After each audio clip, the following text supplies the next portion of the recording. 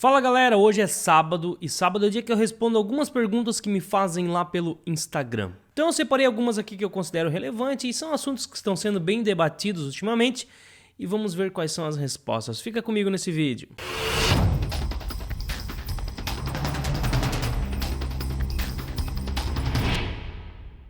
Bom, se é a sua primeira vez aqui no canal, meu nome é Leandro Cabral, esse aqui é o canal 500 Pratas.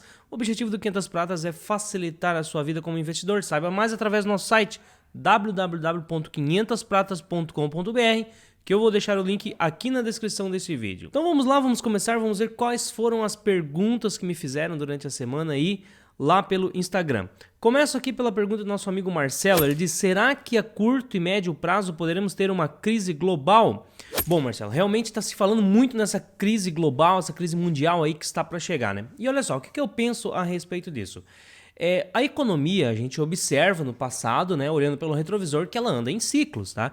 Então é normal que a gente tenha aí um período de 5, 6, 7 anos até, que a economia não para de subir, e daqui a pouco a gente tem uma recessão. Essa recessão ela acontece de forma mais acentuada, né? E depois ela vai se recuperando lentamente. Então, historicamente, a gente já teve várias recessões, sempre foi assim. E o que acontece agora é que a gente já está com uma aceleração aí, um crescimento na economia global aí, que já se estende durante alguns anos. Então já começa a apresentar sinais de desaceleração.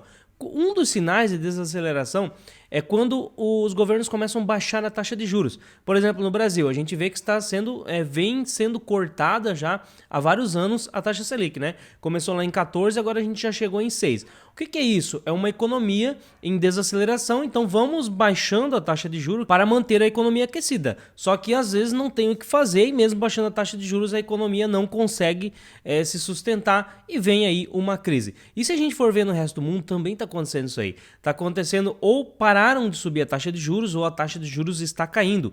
É sinal que em diversos países, em diversas economias, está ocorrendo uma desaceleração. Então pode sim, se a gente for ver, por exemplo, os Estados Unidos, faz 10 anos que aquilo lá não para de crescer. Desde a crise de 2008 ali, né? Vem de vento em popa, só cresce. Então, 10 anos é muita coisa. Tá na hora de vir uma recessão. Então, é certo que vai acontecer uma recessão, uma crise global? Não é certo. Nada tem como a gente garantir. Só que os sinais de alertas têm que estar ligado, porque já cresce há um bom tempo, já está estagnando, já está dando sinais de estagnação. Então, essa recessão ela pode ser controlada, ela pode ser suave, né? Dá uma recessão, estabiliza e volta a crescer, ou realmente pode vir uma quebra grande aí. Então a gente tem que estar preparado para essas situações, mas são coisas normais do mercado. Historicamente as recessões vêm e elas acabam. O mais importante é a gente acompanhar as empresas e ver quais são as empresas que vão conseguir superar esses momentos difíceis. Essas são as empresas boas que a gente mantém em carteira, que a gente continua aportando e que a gente se beneficia e muito quando a crise vai embora. Outra pergunta é do nosso amigo Ranieri. Ele diz assim: estamos na Black Friday do mercado ou temos que nos preocupar? Então, olha só, Ranieri, é basicamente aquilo que a gente está falando, né? O que vai definir se é a Black Friday do mercado ou se você tem que se preocupar? Você não tem que olhar só a crise, você tem que olhar o resultado das empresas que você investe. Porque se você for olhar os resultados agora, mesmo com crise, teve empresas que fechou no positivo, fechou em crescimento. Cresceu no semestre, cresceu no trimestre, cresceu em relação ao trimestre passado.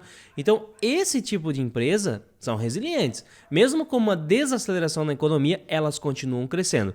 Agora, tem gente me dizendo assim: eu estou decepcionado com essa empresa porque ela caiu 20% o seu faturamento. Por exemplo, Grendene. Teve uma pergunta aqui, eu nem coloquei, mas teve alguém que diz assim: vale a pena ficar em Grendene ainda ou já devo pular fora? Como assim? Você é sócio ou não é? Baseado em que você está me dizendo isso? Não mostrei a pergunta aqui agora, mas eu lembrei. Então olha só, aí o camarada vai lá, ele avalia os resultados de Grendene, mas ele não conhece os resultados do setor.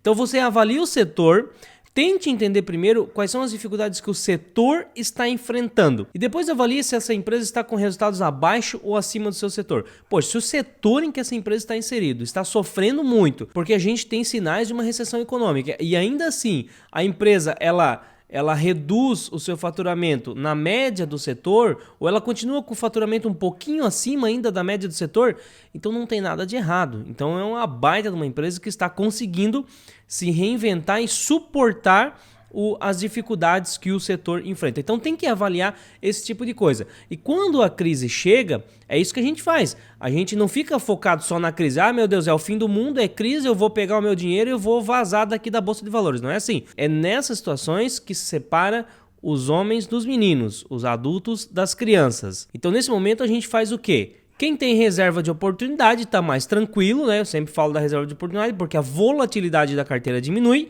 e ainda vai ter um dinheiro em caixa para baixar preço médio nessas situações. E o que a gente faz? A gente avalia não só a crise, como eu estou falando, mas o resultado das empresas. Vocês vão ver que tem empresas que elas passam tranquilamente nessas situações de crise aí. A redução é muito pouca. Já outros setores são bem afetados e muitas empresas até quebram nessas situações. Então é isso que a gente tem que avaliar. Ficar de olho no resultado das empresas para ver como que elas vão lidar com essas situações adversas.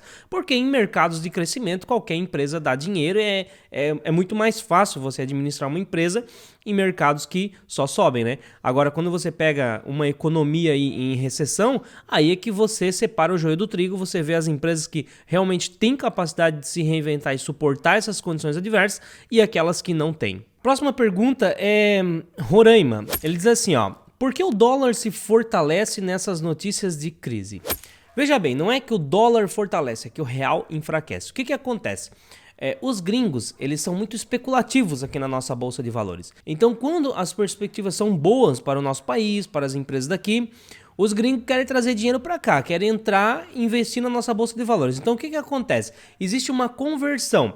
Dólar lá de fora vem, converte para real. Real valoriza, dólar desvaloriza. Esse real convertido entra na nossa Bolsa de Valores. Então, investimento aqui na nossa Bolsa de Valores.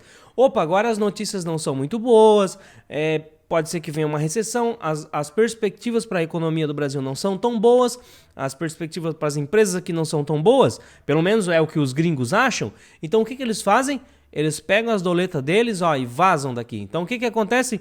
Tira dinheiro da Bolsa de Valores, esse dinheiro está em real, converte para dólar. Quando converte para dólar, o nosso real se desvaloriza e o dólar vai para a lua e leva o dólar embora. Então, por isso que acontece o movimento de bolsa cai e dólar sobe quando as notícias não são tão boas, tá? Sempre assim. O nosso amigo engenheiro Erlon pergunta assim: quanto tempo em média dura uma recessão, se ela vir a ocorrer? Então, olha só, não tem um prazo certo, né? Depende de como a economia vai conseguir se reinventar para suportar essa recessão. Só que, historicamente, a gente vê que, em média, 2 anos ali para começar a normalizar, tá? Então, às vezes, acontece a recessão, vem muito rápida, né?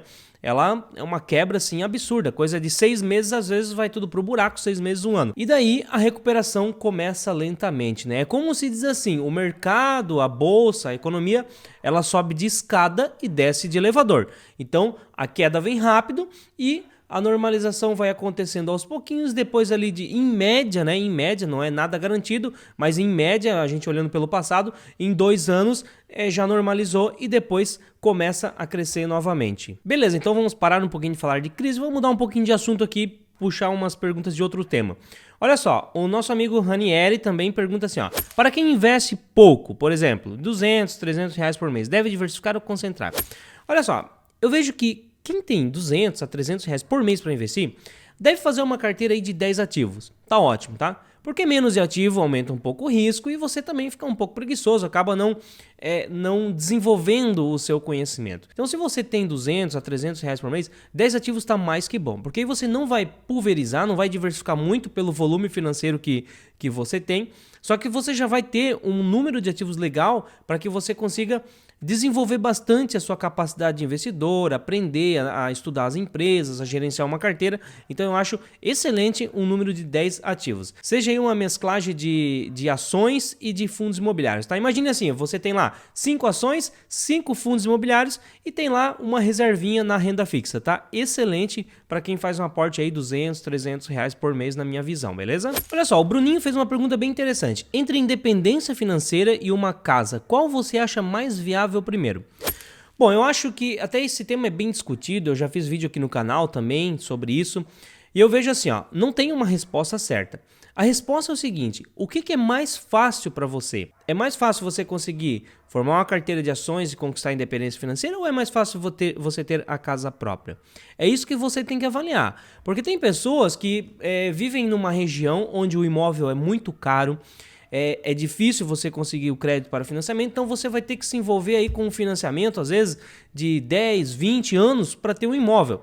Então, nesse caso, eu não vejo vantagem, não. Eu vejo vantagem você formar uma carteira para tentar conquistar a independência financeira e vai viver de aluguel. Até porque, dependendo da região que você está, o valor de um imóvel, você consegue uma rentabilidade muito acima do que você tem que pagar de aluguel, então compensa. Então, por exemplo, assim, ó, no meu caso, aqui onde eu moro, aqui em Joinville, não compensa eu comprar uma casa, porque, por exemplo, eu moro, essa casa que vocês estão vendo no vídeo aqui, ela vale em torno de 250 mil reais. O aluguel que eu pago nessa casa hoje é R$1.000, só que 250 mil reais investido, eu consigo um rendimento acima de R$1.000. Eu consigo 1.500, 1.800, até 2,5 aí por mês, isso dando fazendo uma média aí entre dividendos e valorização da carteira. Então, nesse caso, não compensa, eu não tenho o menor interesse em comprar uma casa. Agora eu até vou me mudar para uma cidade aqui no lado, que é no sítio, então veja que a condição é diferente. Eu tenho um terreno lá, que é de herança e tal, e como eu sou minimalista, casa para mim e para minha esposa tem que ser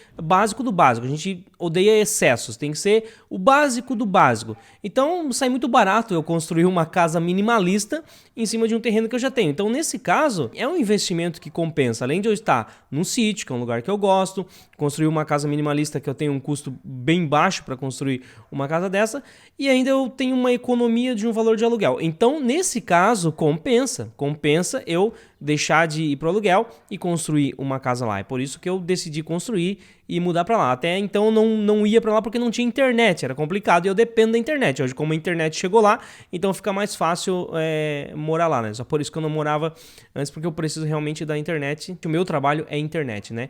Então veja que não existe uma receita de bolo pronto. Existem casos e casos. Veja o que é mais fácil. O que é mais viável? Você tem condições de... você já tem um terreno de herança, alguma coisa assim, o padrão de casa que você espera é barato para construir, você vai ter que financiar muito, você já tem essa grana, leve tudo isso em consideração. Agora, se você vai ter que entrar num apartamento aí financiado para pagar em 20, 30 anos, eu sinceramente não vejo vantagem nisso, eu acho muito mais interessante você criar uma carteira boa aí de renda variável que te gere dividendos e que pague o seu aluguel futuramente. Então é isso, galera. Respondemos bastante perguntas nesse vídeo aqui. Espero que tenha te ajudado de alguma forma. Compartilhe esse vídeo para que chegue ao máximo número de pessoas e se inscreva no canal. Preciso chegar a 100 mil inscritos aí até o final do ano. Essa é a minha meta. Dê o seu like e até o sábado que vem.